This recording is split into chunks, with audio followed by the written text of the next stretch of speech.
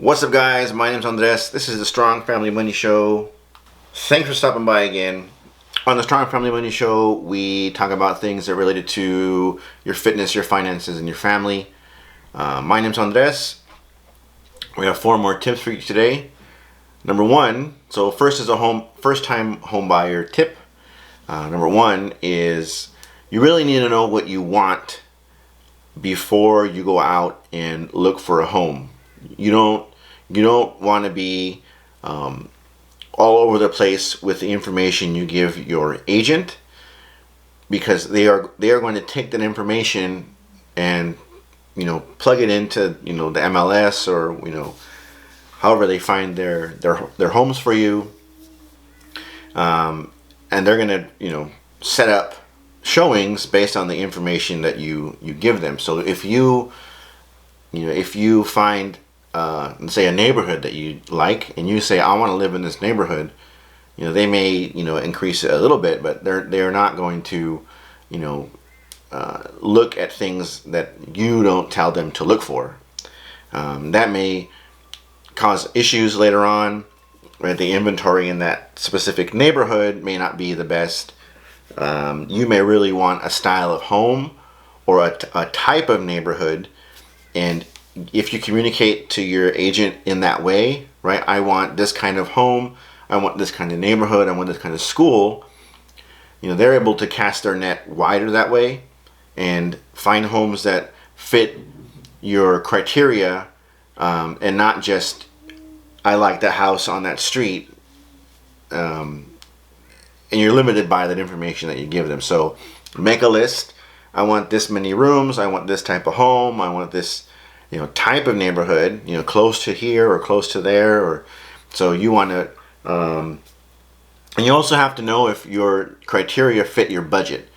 A lot of people want a lot of things, but it really doesn't fit into the budget that they have. So you either have to change your criteria based on your budget, or find a way to increase your budget that it fits your criteria. And that's up to you. That's not up to your agent, right? So you have to decide.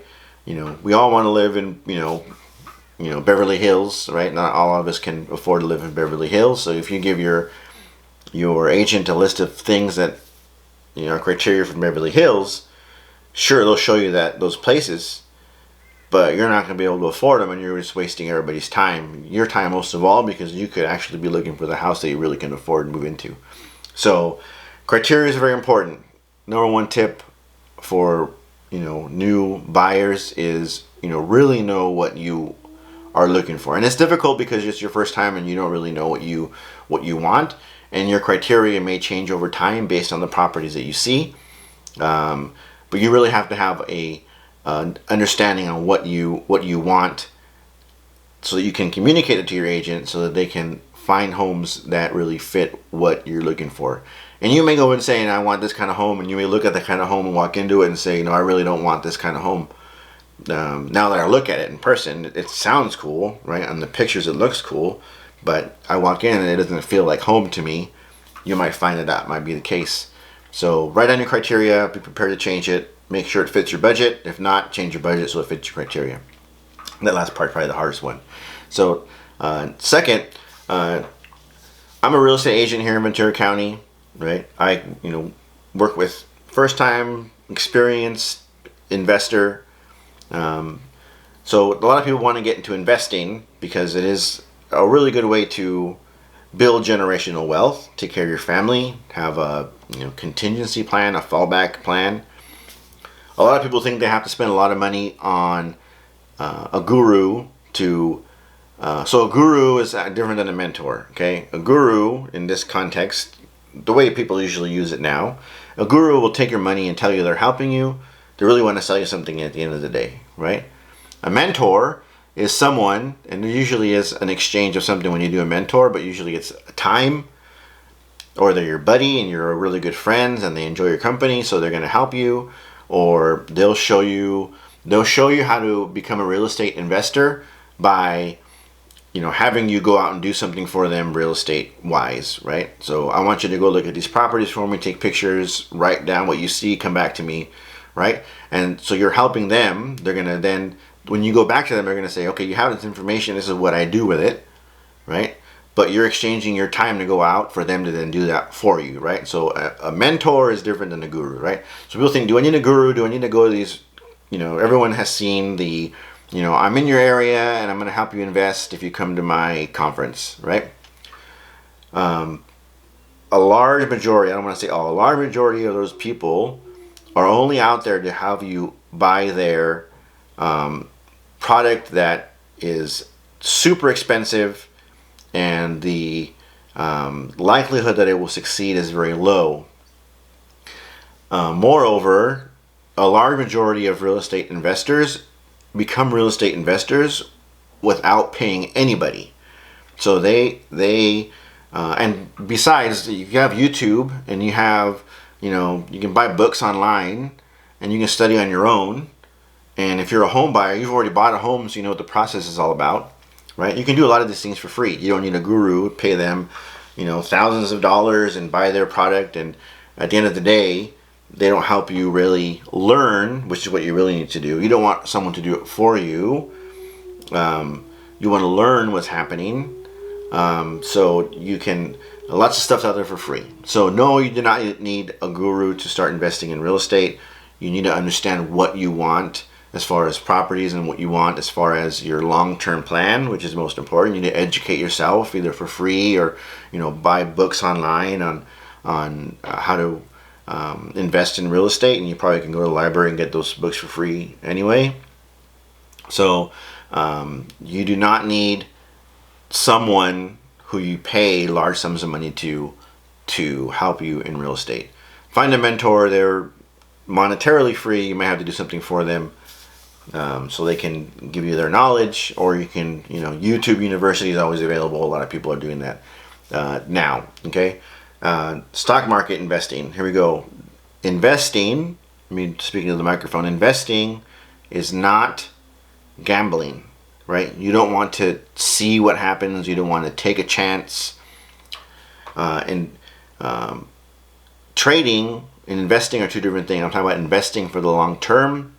You want to make sure you're putting your money in companies that you trust and know, and you want to do a lot of research around them. Look at their track record. Look for them in the news. Do you know them? Right? If you're investing in a company that you've never heard of and you don't know what they do, you have no business putting your money into that company, right? If you're a new investor, you want to look for the Apples and the Amazons and the Teslas and General Motors. You want to look for companies that you use, right? If I have a Lenovo computer here, right? And I have a Samsung phone, and I have, right? So you have things that you use anyway. You know the companies. You want to look at them and say, I know what they do. I know a lot of people have the same thing that I do, right? They're a good company to invest in because they're someone that I know, and I can research. I can research them, right? Do not make decisions based on. For long-term investing, do not base your decisions on short-term fluctuations or rumors, right? That's the wrong way to do things. You want to do research, invest in companies that you know, invest in companies that you use, that you can research, right? And that at the end of the day, you will be investing in companies that basically have been around for a long time, okay? So investing is not gambling. I've spoken in previous videos about diversification. That does not apply only to money. News diversification is very important, especially now where you can access news from all over the world in your phone, right? You want to get your information from as many sources as you can, because the way I look at things, make decisions, is the answer is usually right in the middle. And given you have your spectrum of your morality, you have your spectrum of core beliefs, right?